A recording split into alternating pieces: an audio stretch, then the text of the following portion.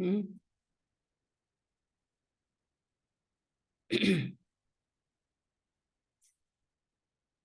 ओम ह्रीं नमो अरहन्ताणम्। ओम ह्रीं नमो सिद्धाणम्। ओम ह्रीं नमो आयर्याणम्। ओम ह्रीं नमो उवज्झायाणम्। ओम ह्रीं नमो लोये सब्बसाहूणम्। ओम ह्रीं नमो अरहन्ताणम्। ओम ह्रीं नमो सिद्धाणम्। ओम ह्रीं नमो आयर्याणम्। ओम ह्रीं नमो उवज्झायाणम्।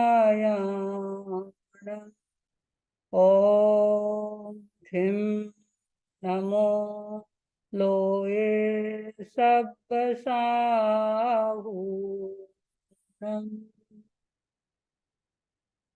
ऐसो पंचन मुक्कारो सब्बपावपनाशनो। मंगलानं च सब्बेसिं पढमं हवै मंगलम्। पढमं हवै मंगलम्। आराध्य देव के सुपावन चरणों में शत वंदना। उपस्थित धर्म प्रेमी भाइयों एवं बहनों, पर्युषण पर्व का आज तीसरा दिन मना रहे हैं और जैसा कि प्रातः काल के समय हम सम्यक दर्शन की चर्चा कर रहे हैं, हमारे आगमों में कहा गया संबुद्धः किं न बुद्धः संबोहि खलुपेत्सदुल्लः। जागो, क्यों नहीं जाग रहे हो? बोधि बहुत दुर्लभ है। बोधि का मतलब सम्यक दर्शन, सम्यक ज्ञान और सम्यक चारित्र्य। हम पहली स्टेज पर आए फिर आगे बढ़ सकते हैं। तो कहा गया अध्यात्म का तो प्रवेश द्वार सम्यक दर्शन सम्यक्त्व है ही, लेकिन जीवन में यदि सफल होना है, चाहे जीवन का कोई सा भी क्षेत्र हो, सफल होने के लिए जरूरी है हमारी दृष्टि सही हो, हमारे पास सम्यक दर्शन हो। कहा गया यदि सम्यक दर्शन नहीं तो व्यक्ति सही देख भी नहीं सकता, सही जान भी नहीं सकता और सही गति भी नहीं कर सकता।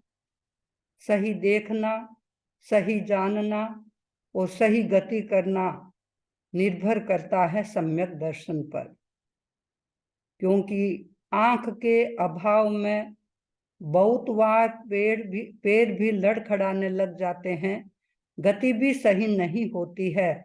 तो इसलिए आंख हमारा मुख्य केंद्र है।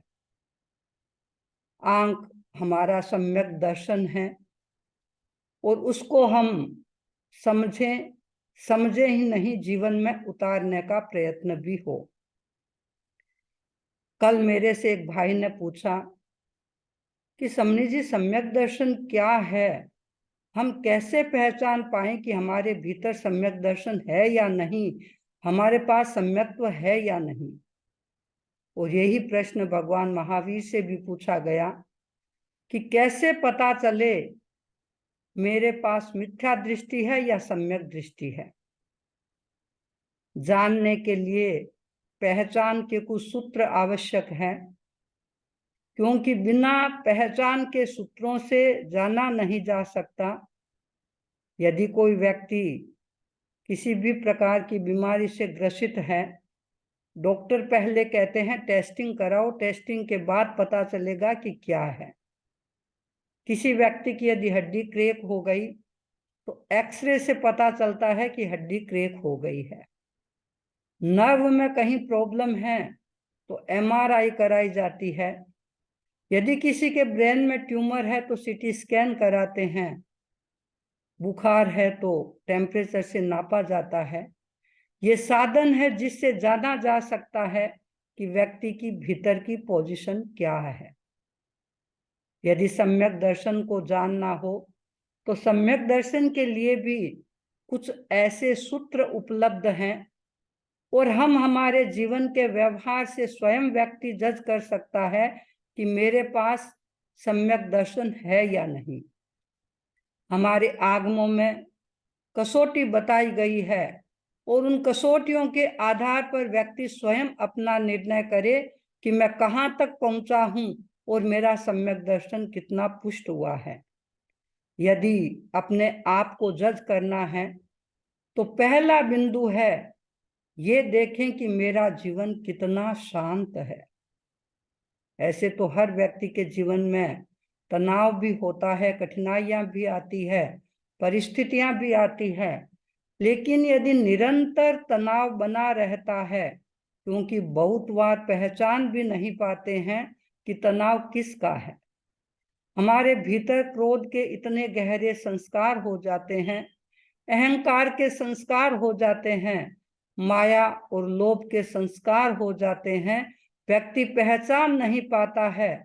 ऊपर से ये लगता है पता नहीं किस लिए तनाव है, लेकिन भीतर ही भीतर व्यक्ति को खोखला बना देते हैं। यदि हर समय दिमाग में इरिटेशन रहता है, मन अस्त व्यस्त रहता है, उद्वेलन रहता है, तो समझिए कि मन शांत नहीं है। और मन शांत नहीं, इसके पीछे है हमारे भीतर का कषाय। कषाय को समझना होगा।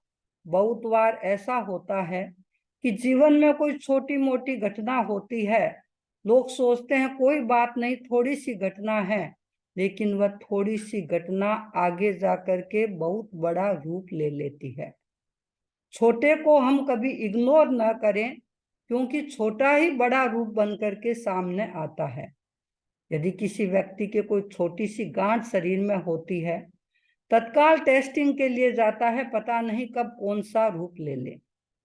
तो जब शरीर की ये बातें भी बड़ा रूप ले सकती है, तो हमारे भीतर तो पता नहीं कितने कितने संस्कार प्रतिदिन हम अर्जित कर रहे हैं। व्यक्ति कितनों के साथ रहता है, कितनों के साथ संपर्क करता है, कांटेक्ट करता है, अच्छा भी होता है, बुरा भी होता है, और उन संस्कारों को यदि डिलीट करने का प्रयत्न न करें तो जीवन बहुत बार भारी बन जाता है। हमारे जैन साहित्य में कहा गया, अणथोवम वणथोहम अग्गिथोवम कसाय थोवम। ये चार बातें हैं, इनको कभी थोड़ा नहीं मानना चाहिए। पहला बताया गया अणथोवम। अणथोवम का मतलब किसी के शरीर में यदि कोई घाव हो गया हो तो कभी घाव को छोटा नहीं मानना चाहिए। अण का मतलब है ऋण। यदि शरीर में कोई ऋण हो गया हो, किसी व्यक्ति, कोई भी व्यक्ति किसी से ऋण लेता है, आज थोड़ा है लेकिन बढ़ते बढ़ते मूल पूंजी से ज्यादा हो जाता है, इसलिए ऋण को कभी थोड़ा नहीं मानना चाहिए। पहला है अण। अण का मतलब ऋण। बहुत सारे लोग शायद ऋण में ही पूरी जिंदगी बीत जाती है, मूल पेमेंट तो होना बहुत मुश्किल हो जाता है। तो आगमों में कहा गया अण। अण का मतलब ऋण को कभी आप थोड़ा मत समझो। अणथोवम वणथोहम। वण का मतलब है व्रण, घाव। घाव को भी आप कभी थोड़ा मत समझो।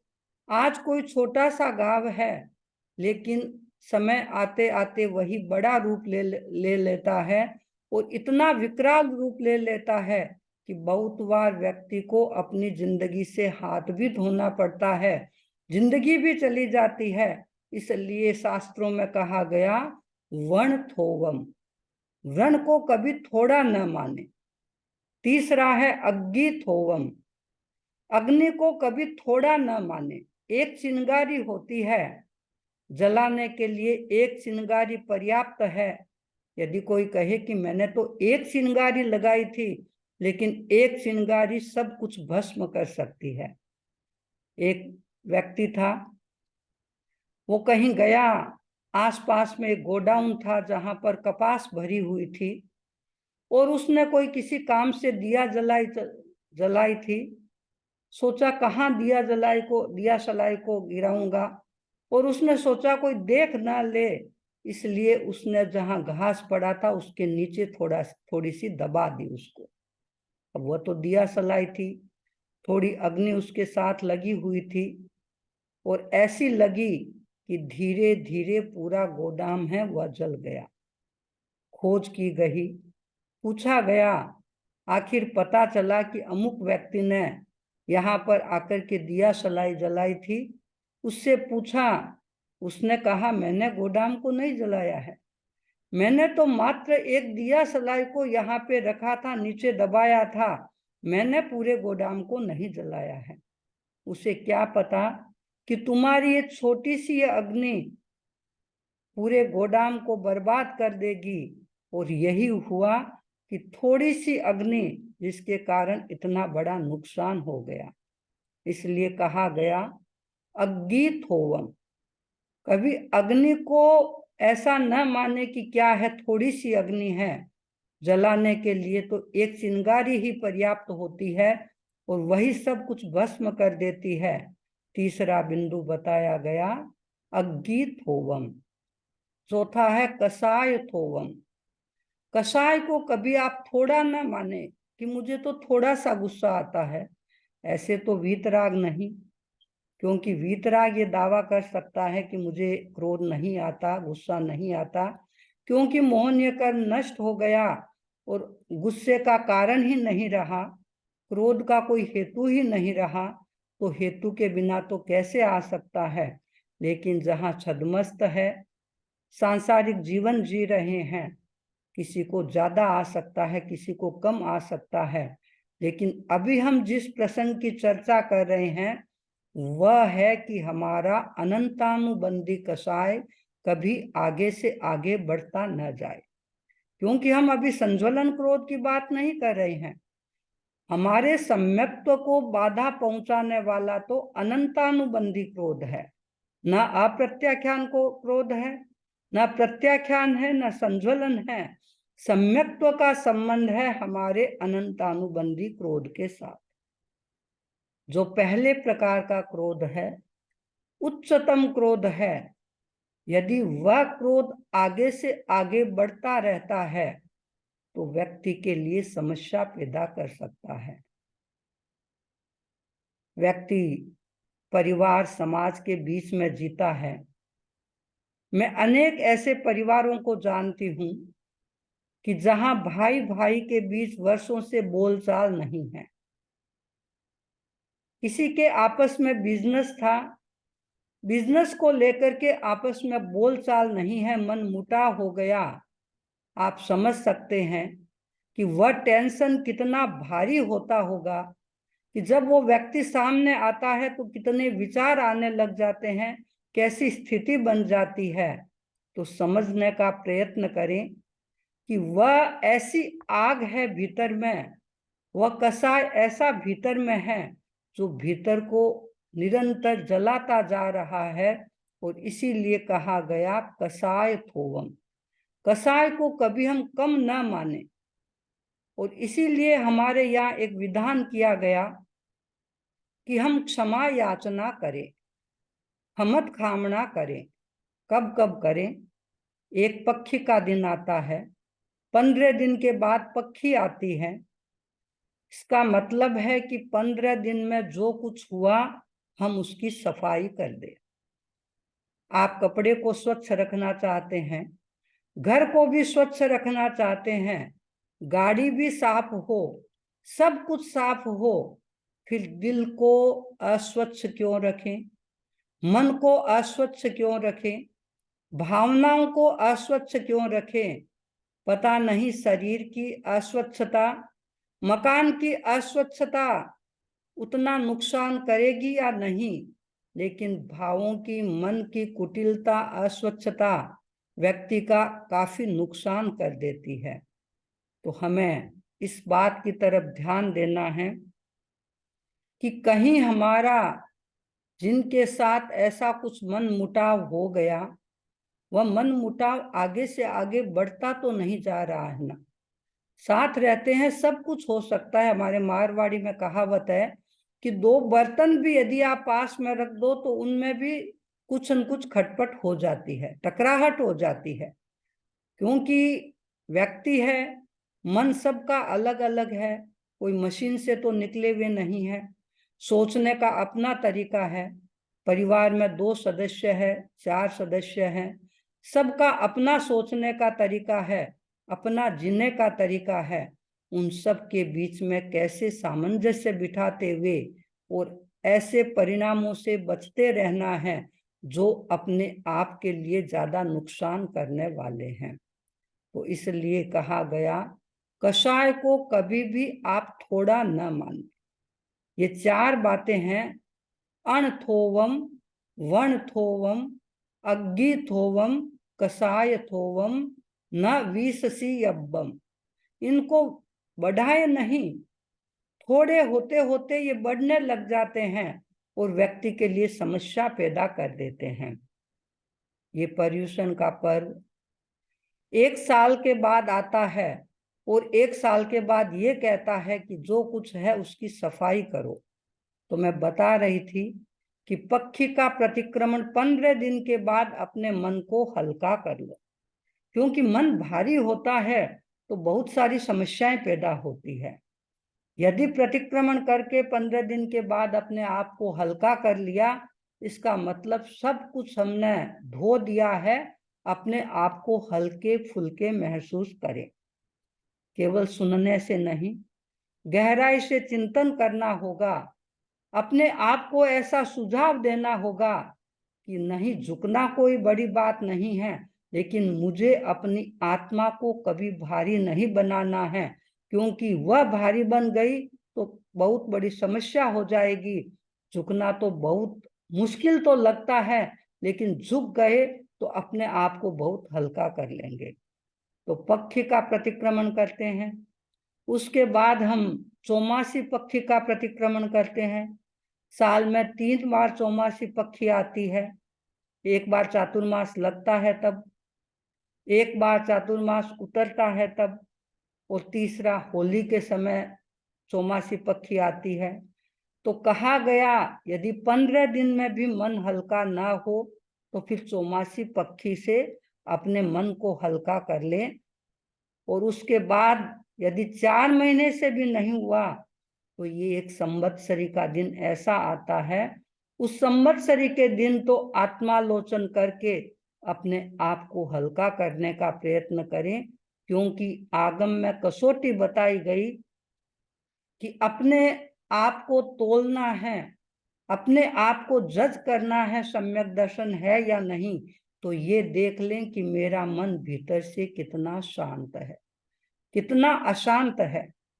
ऐसे तो शांति अशांति जुड़ी रहती है, लेकिन कहीं ऐसा तो नहीं है कि कोई ऐसी बात हो गई जो भीतर ही भीतर मुझे कचोट रही है, उसको भूलने का प्रयत्न हो।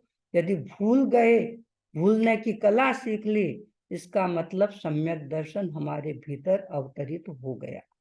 तो पहला है, कहीं ऐसा क्रोध ना हो।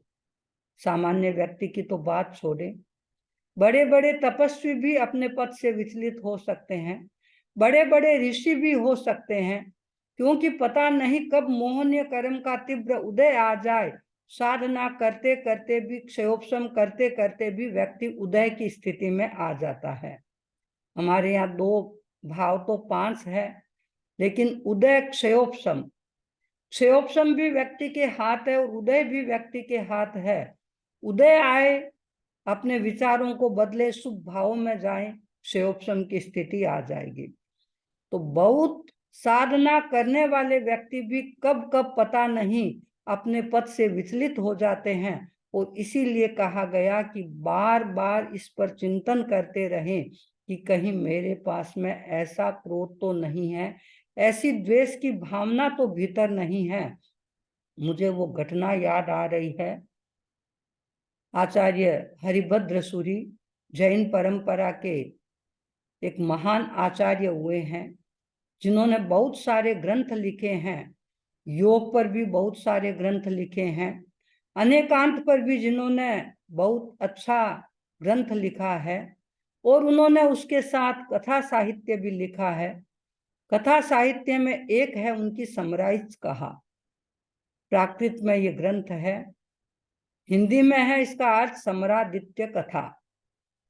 आप इस कथा को सुनेंगे और मुझे तो लगता है यदि इसका पूरा जीवन अच्छी तरह से समझ ले कि व्यक्ति यदि समय पर नहीं संभलता है तो कैसे वैर की परंपरा आगे से आगे बढ़ती रहती है। समराइज कहा में बताया गया कि एक था गुणसेन राजा और दूसरा था अग्नि शर्मा, जो उसके राज्य में एक पुरोहित था। गुणसेन राजा का पुत्र था, बड़ा सुंदर था, सब अधिकार उसके पास में थे, बड़ा इंटेलिजेंट था। लेकिन अग्नि शर्मा था, वह पढ़ा लिखा तो थोड़ा था, लेकिन शरीर से इतना कुरूप था, शरीर की आकृति भी बड़ी विचित्र थी।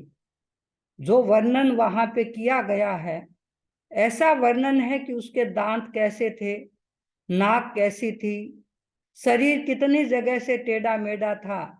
तो शरीर की विचित्र स्थिति थी और उसकी शरीर की स्थिति को देख करके गुणसेन, जो उस समय युवराज था, वह उसकी बड़ी मजाक उड़ाया करता था।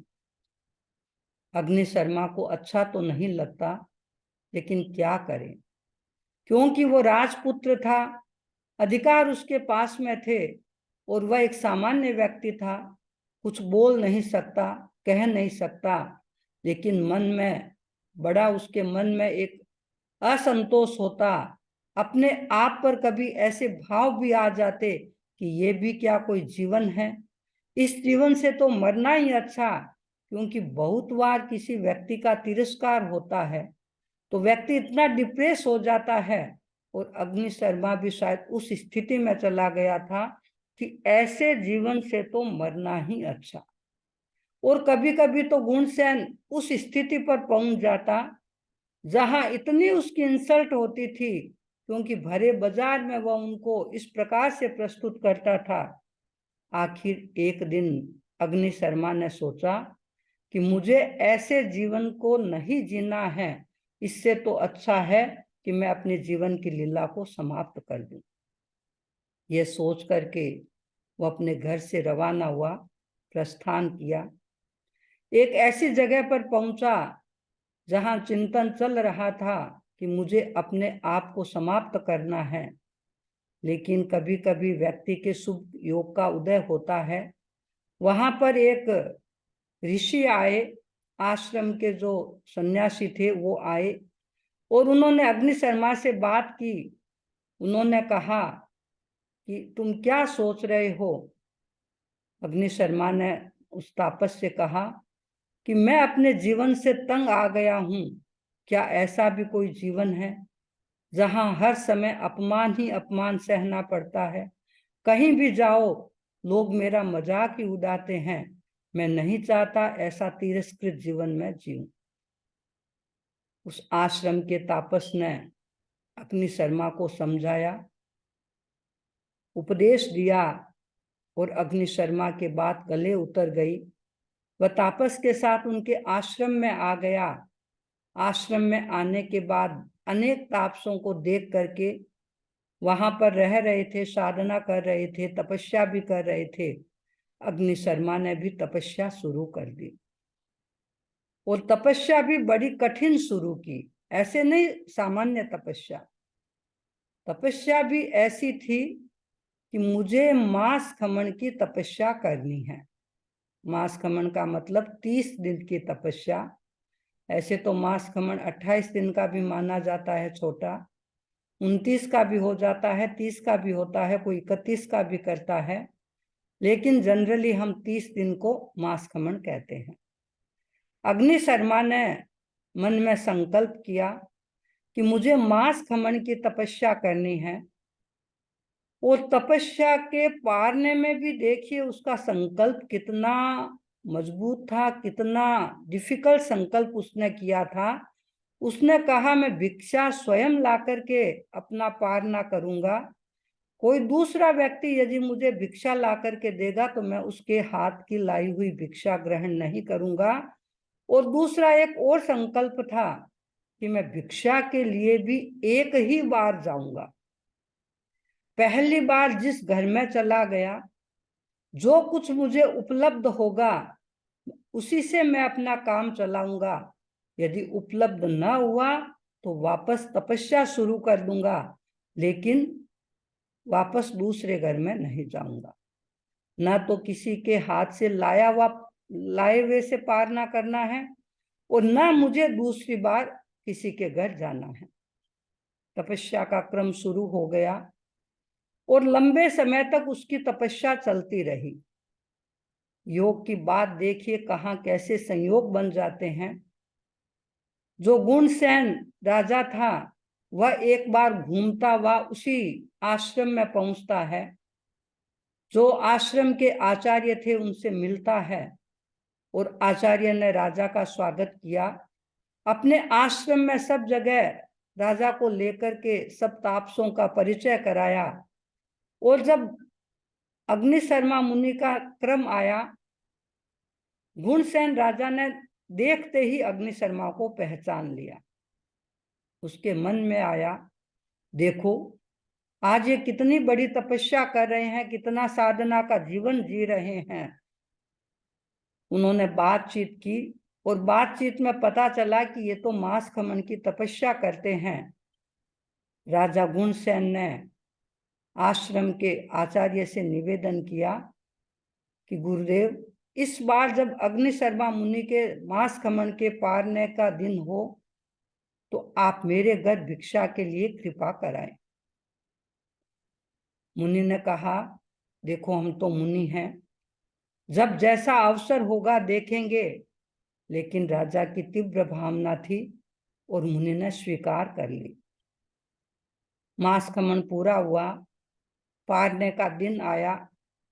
अग्नि शर्मा मुनि पारने के लिए लाने के लिए राजा गुणसेन के घर पहुंचे, और राजा भी जागरूक था कि कल मुनि के पारने का दिन है, मुझे सजग रहना है। लेकिन योग ऐसा बना कि रात को राजा के सिर में भयंकर दर्द हो गया और पूरी रात सो नहीं सके। वैद्यों ने अनेक उपचार किए, और जब ब्रह्म मुहूर्त का समय था, राजा को नींद आने लगी। नींद आ गई और सुबह का समय हुआ, राजा तो नींद में था। अग्नि शर्मा मुनि वहां पर आए, कुछ समय खड़े रहे, लेकिन किसी ने कुछ नहीं कहा। थोड़े समय इंतजार किया और वापस लौट गए। राज दरबार से लौटे, एक मास खमन पूरा हो गया था, लेकिन फिर भी मन में इतनी समता थी, इतनी समता थी। मन में आया कोई बात नहीं, नहीं मिला कुछ तो कोई बात नहीं है, सहज मेरे तो निर्जरा का अवसर है, एक मास खमन और हो जाएगा। देखिए इतनी तपस्या और उसके बाद इतनी समता, और मुनि अपने आश्रम में पहुंचे। आचार्य ने पूछा, क्या पारना लेके आ गए? मुनि ने कहा, नहीं गुरुदेव, पारना उपलब्ध नहीं हुआ, और अपनी प्रतिज्ञा के अनुसार उन्होंने दूसरा मास खमन शुरू कर दिया। जब प्रातःकाल का समय हुआ, राजा गुणसेन आए अपने महल से बाहर और अपने अनुचरों से पूछा कि अरे आज तो मुनि आने वाले थे, उनके मास खमन के पारने का दिन था, क्या कोई मुनि पधारे? उन्होंने कहा, एक साधु आए तो थे, कुछ देर खड़े रहे, लेकिन वापस लौट गए। गुणसेन के मन में बड़ा पश्चाताप हुआ। देखो मैं मुनि के पारने को नहीं करा सका, निमित्त मैं बना हूं। मन में बड़ा अफसोस था, भय भी था, थोड़ा अफसोस भी था, लेकिन मन में ये भी भाव थे कि पारना तो मेरे ही घर हो। वह आश्रम में पहुंचे, आचार्य से क्षमा याचना की, मुनि के पास पहुंचे, अग्नि शर्मा के पास, वहां भी क्षमा याचना की और कहा, मुनिराज, रात मेरे सिर में दर्द हो गया था, मुझे पता नहीं चला और मैं बहुत बड़ा दोषी हूं कि आपका पारना नहीं हो सका, लेकिन मैं क्या कर सकता हूं। अब तो मुझे इतना पश्चाताप हो रहा है, आप मुझे माफ कर दें, मैं क्षमा याचना करता हूं। मुनि के मन में तो समता थी, लेकिन राजा ने फिर निवेदन किया, मुनिराज, जब अगली बार आपके पारने का दिन आए तो आप मेरे घर भिक्षा के लिए आना।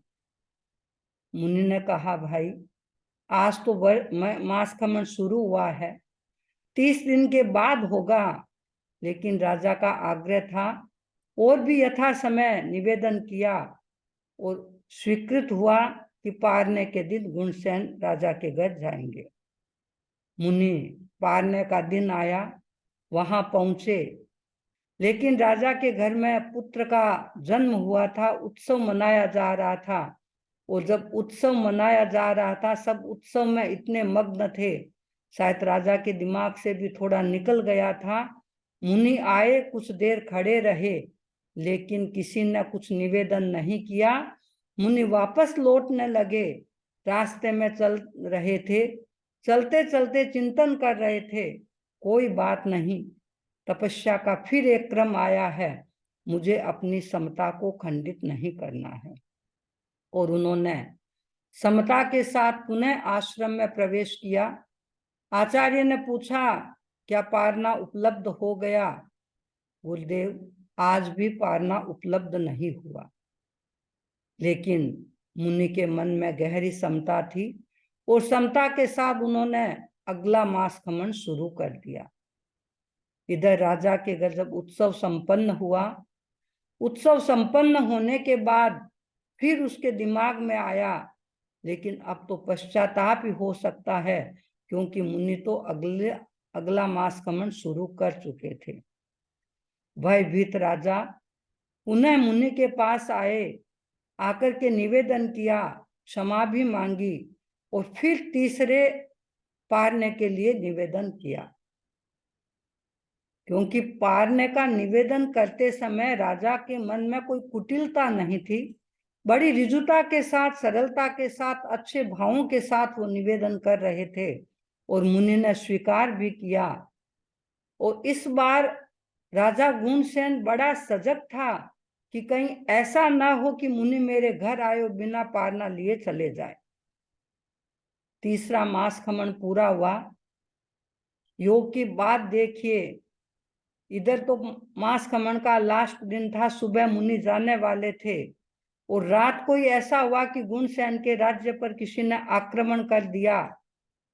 और जब राजा ने ज्योतिषी से पूछा कि किस समय प्रस्थान करना है, ज्योतिषी ने कहा, यदि इस समय में आप प्रस्थान करेंगे तो जीत आपकी होने वाली है, अन्यथा बाद में तो समय बदल जाएगा। राजा के सामने बड़ी दुविधा थी, एक तरफ मुनि का पारना था और एक तरफ राज्य का प्रसंग था। वो जानते हुए भी, समझते हुए भी राजा को वहां प्रस्थान करना पड़ा।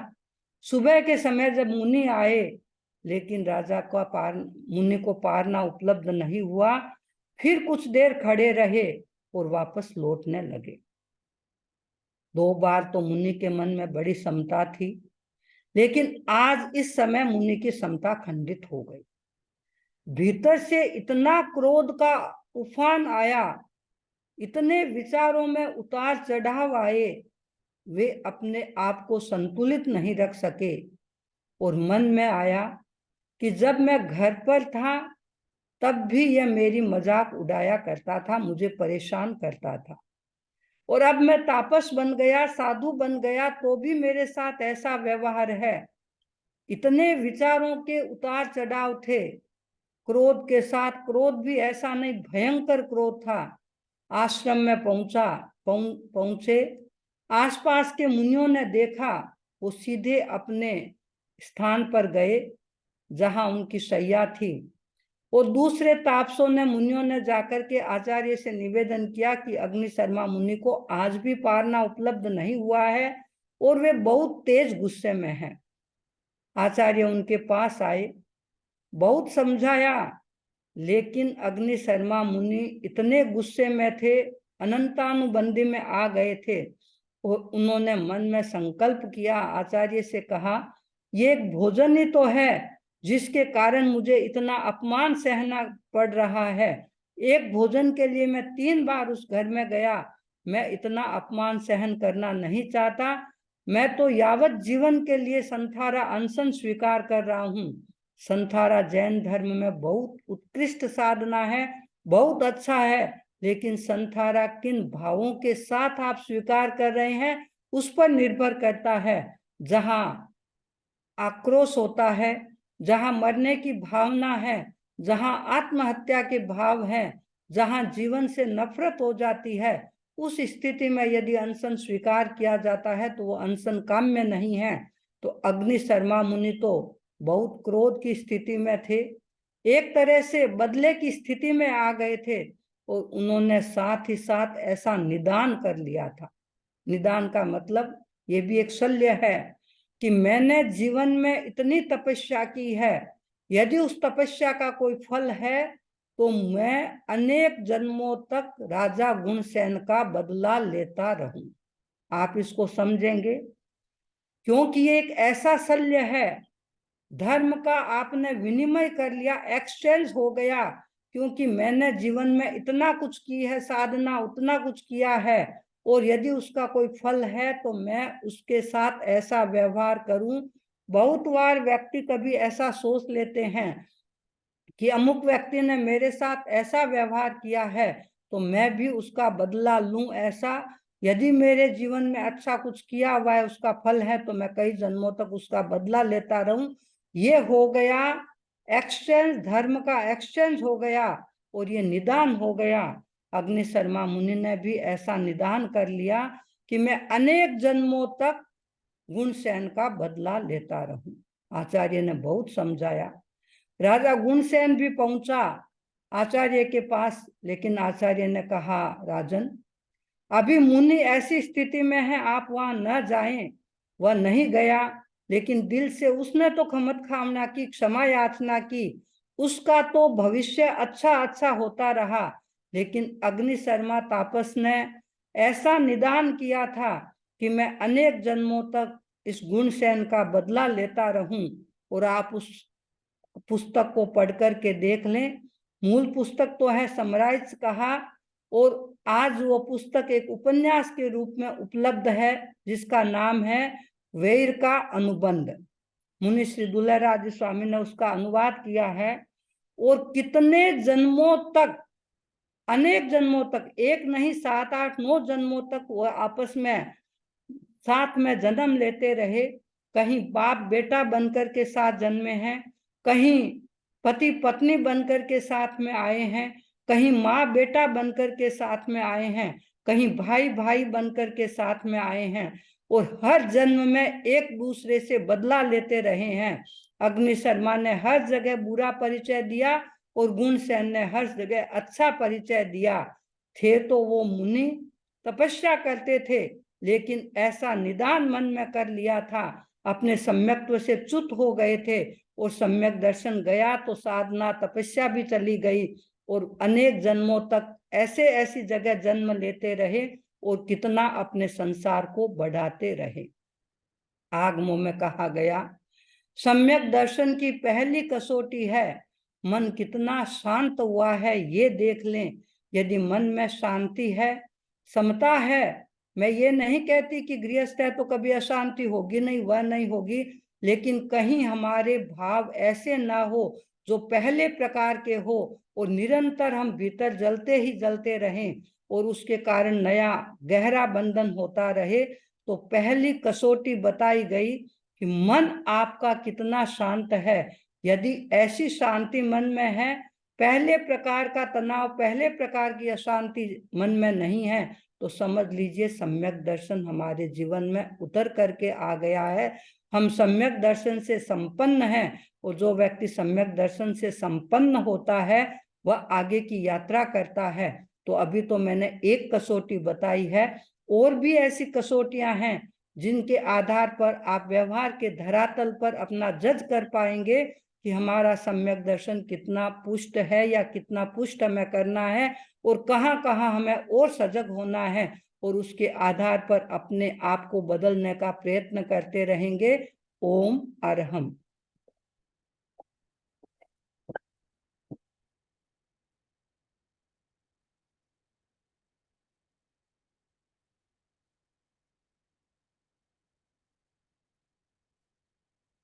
वितराग प्रभु भगवान महावीर के चरण में वंदना, परम आराध्य गुरुदेव के चरण में वंदना, आदरणीय श्रमणी जी, उपस्थित धर्म प्रेमी भाइयों और बहनों, हम दिवस की चर्चा कर रहे थे।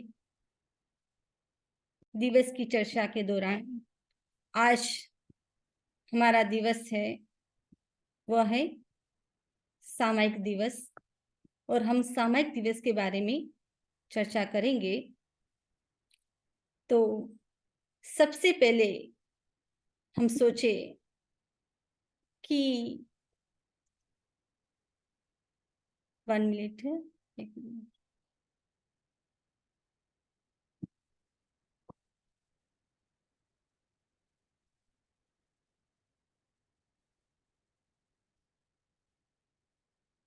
सामायिक दिवस में किसकी साधना की जाती है? 6 आवश्यक के बारे में चर्चा चल रही है। शाम के समय बड़े समिति चर्चा करते हैं। जो 6 आवश्यक है, उसमें जो पहला आवश्यक है वो सामायिक है। ये जो श्रावक के 12 व्रत बताए गए हैं, उसमें जो 9वां व्रत है वो भी सामायिक व्रत है। सामायिक यानी समता की साधना। सामायिक में भी समता होना जरूरी है, साथ साथ में खाने में भी समता होना चाहिए। सामायिक में समता रखनी चाहिए। एक बार की बात है, एक बार एक महिला ने खाना बनाया। उनका बेटा खाना खाने के लिए बैठता है।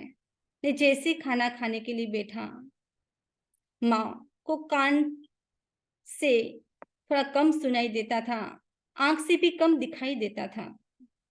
माँ ने खाना परोसा। ने घर में एक गाय थी, ने गाय के लिए भी खाना बनाया।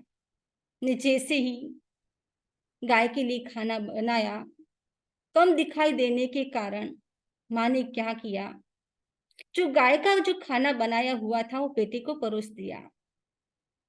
बेटे ने संभाव से उसको खा लिया। माँ ने कहा, बेटा कि कम दिखाई देने के कारण मैंने तुमको गाय का जो खाना बनाया था वो परोस दिया। बेटे ने कहा, कोई बात नहीं, गाय तो रोज खाती है, आज मैंने खा लिया। कहने का मतलब है कि समता की साधना। खाने में मिर्च ज्यादा होगी तो भी समता, ने नमक कम हो गया तो भी समता रखनी चाहिए।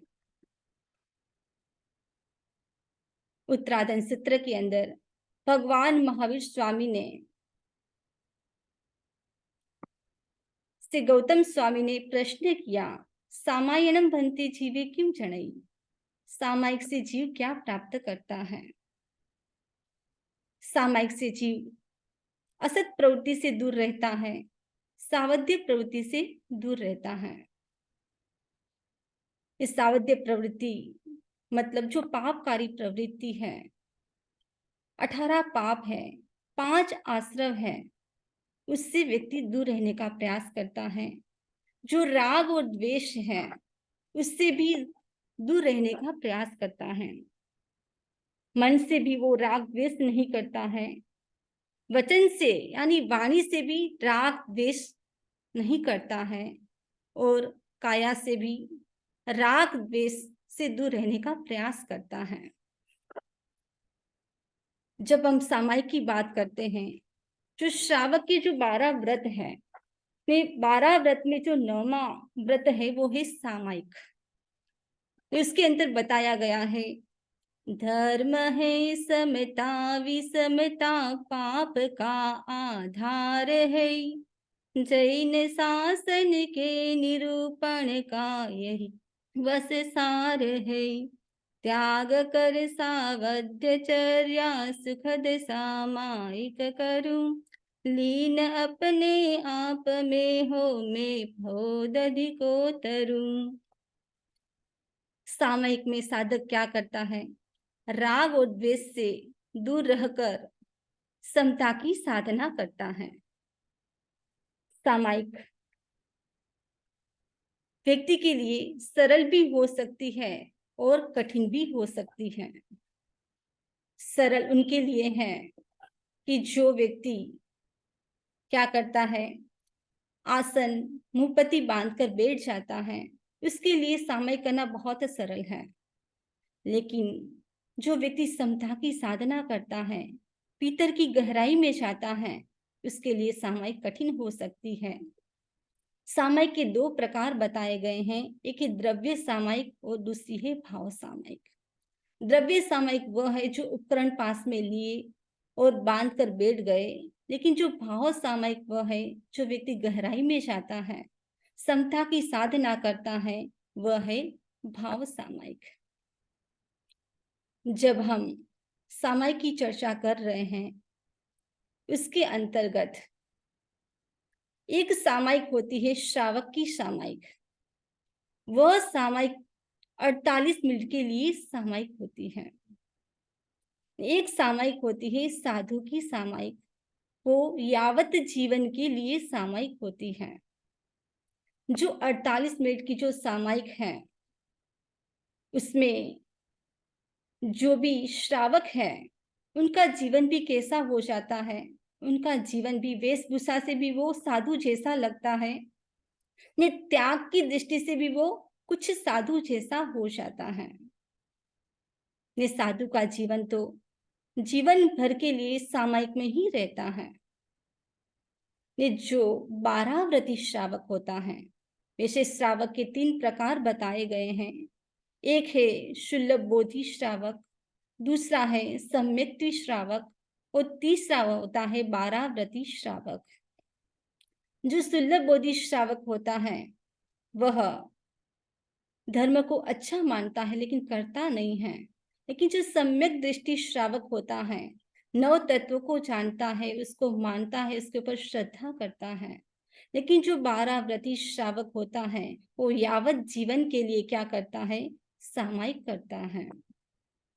सामयिक की साधना में हम देखें कि किसकी सामयिक उत्कृष्ट सामयिक बताई गई है। इतिहास में एक प्रसंग आता है, पुण्य श्रावक, भगवान महावीर का श्रावक पुण्य श्रावक। वह प्रतिदिन सामयिक करता था। ने पुण्य जो पुण्य श्रावक है, वह क्या करता था, जो पुण्य था वह अपनी बिजनेस भी करता था, लेकिन उसमें भी क्या करता था, एकदम संभाव से बिजनेस करता था। बैलेंस थी अपनी लाइफ में। एक बार जैसे ही भगवान पधारते हैं उसी गांव में, तो सैनिक महाराजा वहां पर पहुंचते हैं और कहा कि भगवान, मैंने आसक्ति के कारण हिंसा हो गई है, नरक गति का बंधन हो गया है, इसके लिए मुझे इसका कोई उपाय बताइए। तब भगवान ने कहा, जो पुण्य श्रावक है, उनकी एक सामयिक आप खरीद लो तो आपका नरक गति जो है बंद हुआ है, वो टल सकता है। तो राजा सैनिक ने कहा, ये तो बहुत इजी है। और राजा सैनिक पुण्य की कुटिया में पहुंचता है। जैसे पुण्य श्रावक की कुटिया में पहुंचे, तब पुण्य ने कहा, सैनिक महाराजा, आपका आगमन हुआ, आप मुझे बुला लेते, मैं स्वयं आ जाता। तब महाराजा सैनिक ने कहा कि मैं आपके घर पर आया हूं, एक याचक बन के आया हूं, तब पुण्य श्रावक ने कहा कि आपको क्या चाहिए, सब कुछ आपका ही है राजन। तब महाराजा ने कहा, जो मेरे पास है वो तुम्हारे पास नहीं है, जो तुम्हारे पास है वो मेरे पास नहीं है। आपको जो चाहिए वो ले सकते हो। तब राजा क्षणिक ने कहा कि मुझे आपकी एक सामयिक चाहिए। तब पुण्य श्रावक ने कहा, इसका सौदा तो मैं नहीं कर सकता, इनका सौदा तो भगवान महावीर ही कर सकते हैं। ये जैसे दोनों भगवान महावीर स्वामी के पास पहुंचते हैं, तब भगवान महावीर ने कहा, राजा क्षणिक, जो तुम्हारे दरबार में जितना भी धन है, उस धन के सामने जो सामयिक का मूल्य तो उससे भी ज्यादा है। तब राजा क्षणिक ने सोच लिया कि मेरे जो नरक गति का बंधन हुआ है उसको भोगना ही पड़ेगा। बंधुओं, वर्तमान में राजा क्षणिक नरक गति में है, लेकिन अगली 24वीं में अभी अवसर पीढ़ी चल रहा है। अगली उत्सर पीढ़ी में जैसे वर्तमान में देखें तो प्रथम तीर्थंकर भगवान ऋषभ है, उसी प्रकार उसी उत्सर पीढ़ी काल में प्रथम तीर्थंकर राजा शनि का जीव बनेगा। जब व्यक्ति सामयिक करता है तो आश्रय का निरोध हो जाता है, आश्रय का द्वार बंद हो जाता है, संवर हो जाता है। संवर की साधना, संवर की साधना कर होती है, साथ साथ में निर्जरा भी हो जाती है। निर्जरा कैसे होती है?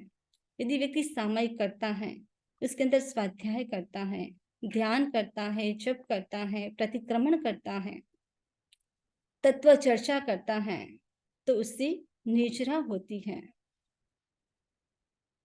सामयिक के भी अपने कुछ कर्तव्य होते हैं। जैसे मंदिर में जो पुजारी होता है, उनके भी कुछ कर्तव्य होते हैं। कुछ भी टूट फूट हो गई तो उसकी मरम्मत करना, मंदिर की सफाई करना, पूजा पाठ करना। वैसे जो सामयिक व्यक्ति करता है, उसके भी कुछ कर्तव्य होते हैं।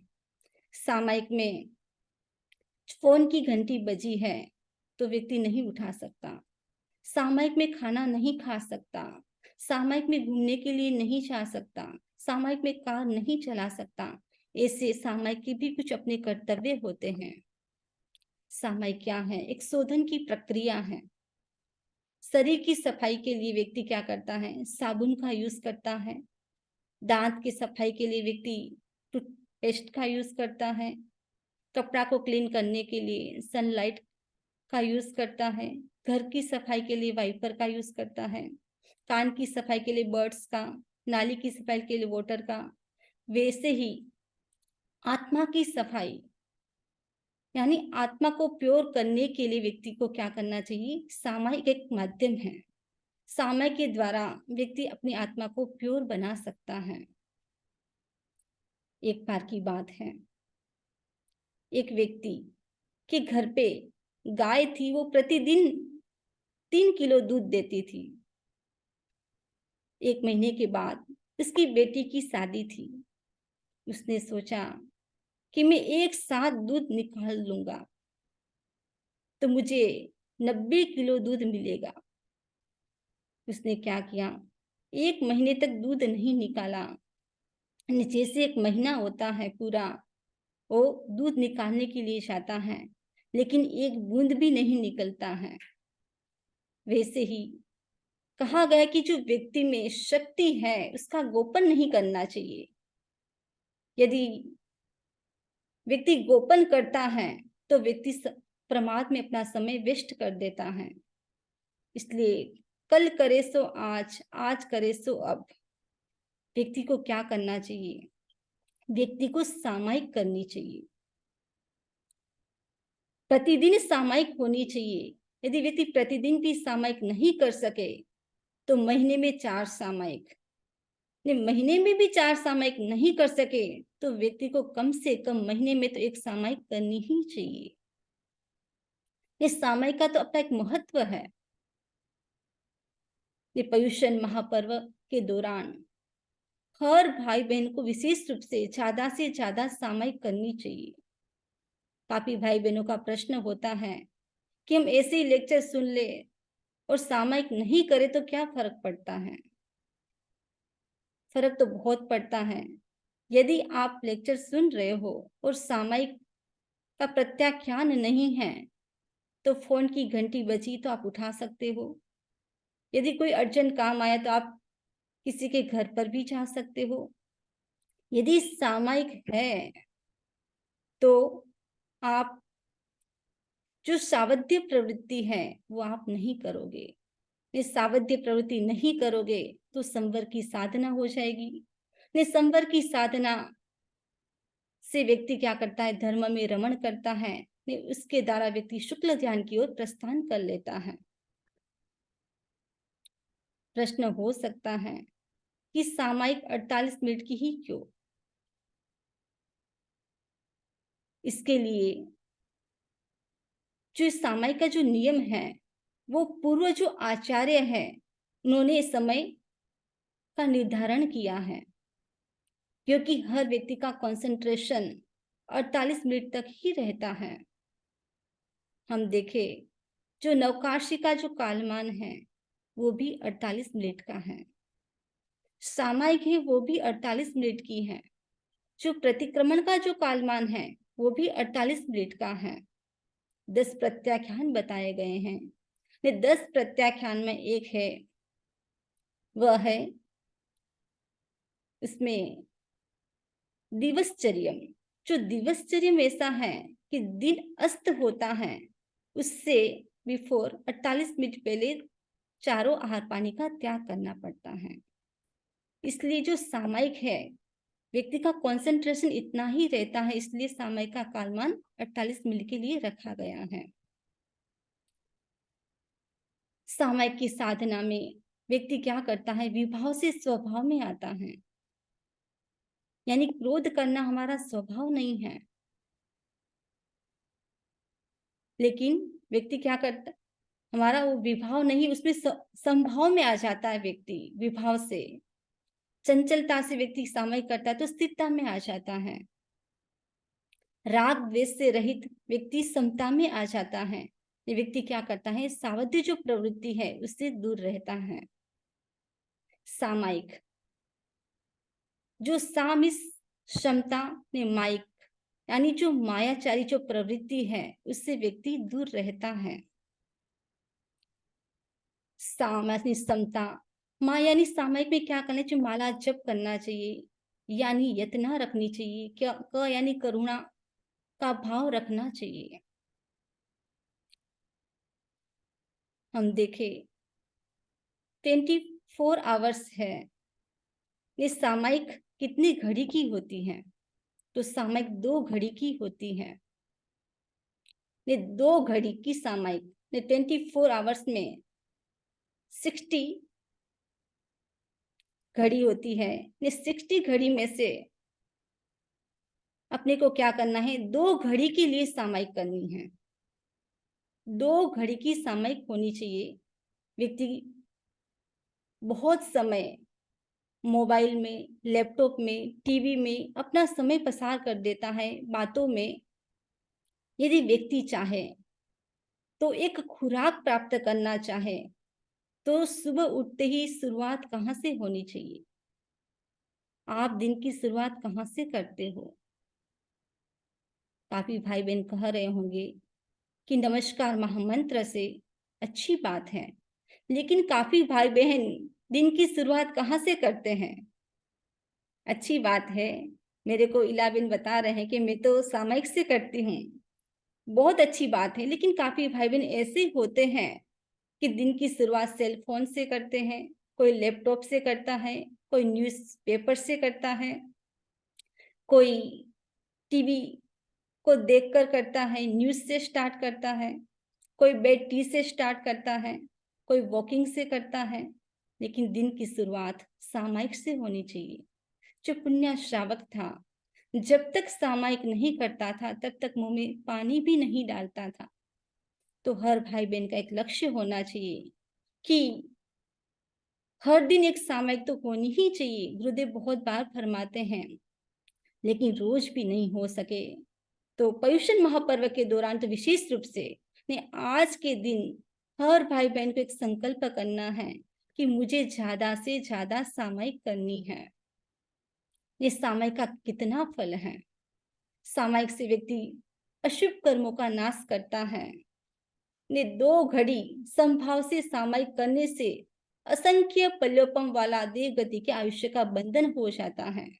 ने जितने भी जीव मोक्ष गए हैं वो सामायिक के कारण ही गए हैं। यानी सामायिक की साधना व्यक्ति बिजनेस करता है और बिजनेस करने से व्यक्ति को पैसा मिलता है, डॉलर मिलते हैं।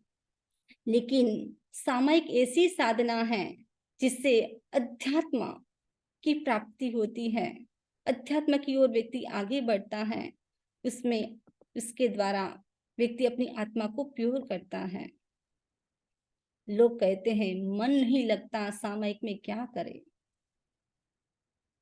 सामायिक में करने के बहुत सारे ऐसे साधन हैं। व्यक्ति जप कर सकता है, जिसका जप में मन लगता है वो जप करे, जिसका मेडिटेशन में मन लगता है वो मेडिटेशन करे, और जिसका स्वाध्याय में मन लगता है व्यक्ति स्वाध्याय करने का प्रयास करे। इसी प्रकार व्यक्ति अपने समय का सामायिक में सदुपयोग करता है तो वह व्यक्ति अपने समय का नियोजन कर सकता है और सामायिक में अच्छे से अपना मन लगा सकता है। नहीं, आचार्य श्री तुलसी ने एक प्रयोग बताया है, अभिनव सामायिक। ने अभिनव सामायिक के अंतर्गत बताया गया व्यक्ति जप करे, स्वाध्याय करे, ध्यान करे, लोगस का भी ध्यान करे, और साथ साथ में त्रिगुप्त की साधना, पंचपद वंदना के द्वारा अपनी सामायिक अच्छे से व्यक्ति कर सकता है।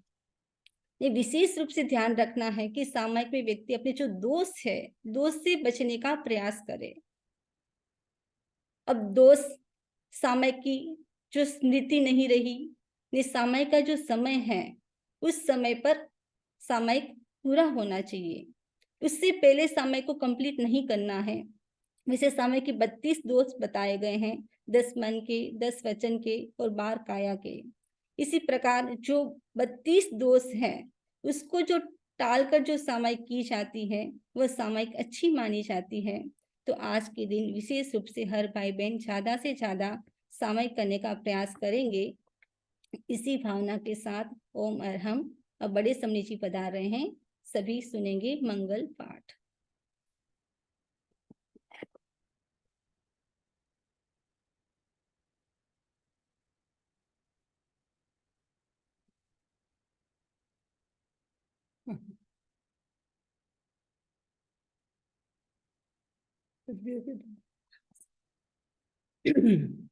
चत्तारि मंगलम अर्हंता मंगलम सिद्धा मंगलम साहू मंगलम केवली पन्नतो धम्मो मंगलम। चत्तारि लोगुत्तमा अर्हंता लोगुत्तमा सिद्धा लोगुत्तमा साहू लोगुत्तमा केवली पन्नतो धम्मो लोगुत्तमो। चत्तारि शरणं पवज्जामि अर्हन्ते शरणं पवज्जामि सिद्धे शरणं पवज्जामि साहू शरणं पवज्जामि केवली पन्नतम धम्मं शरणं पवज्जामि। विघ्न हरण मंगल करण स्वाम भिक्षुनो नाम गुण औलख समरण किया। शरय अचिंत्या काम शरय अचिंत्या काम शरय अचिंत्या काम। ठीक सा समझी जी। अरहम वंदामि समझी जी। वंदामि समझी जी। बारंबार वंदना। वंदामि समझी जी। अरहम वंदामि नमस्वामी समनी जी।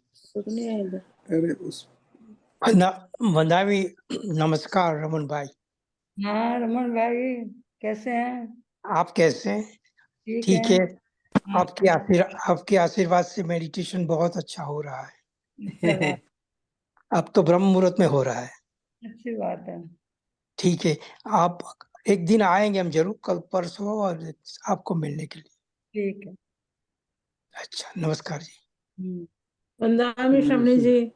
हाँ सुख साता। हाँ सुख साता है। वंदामि नमन स्वामी शमनी जी। साता आपके। हाँ वंदा। हाँ अरहम। नमो स्वामी महाराज। वंदामी नमो स्वामी महाराज। हाँ साहब। वंदामी नमन स्वामी शमनी जी। हाँ अरहम। वंदामी नमन स्वामी शमनी जी सुखसाता। हाँ क्या नाम है? रुचि शमनी जी। रुचि। कहाँ से हो? यहीं से? यही ह्यूस्टन से। ठीक है।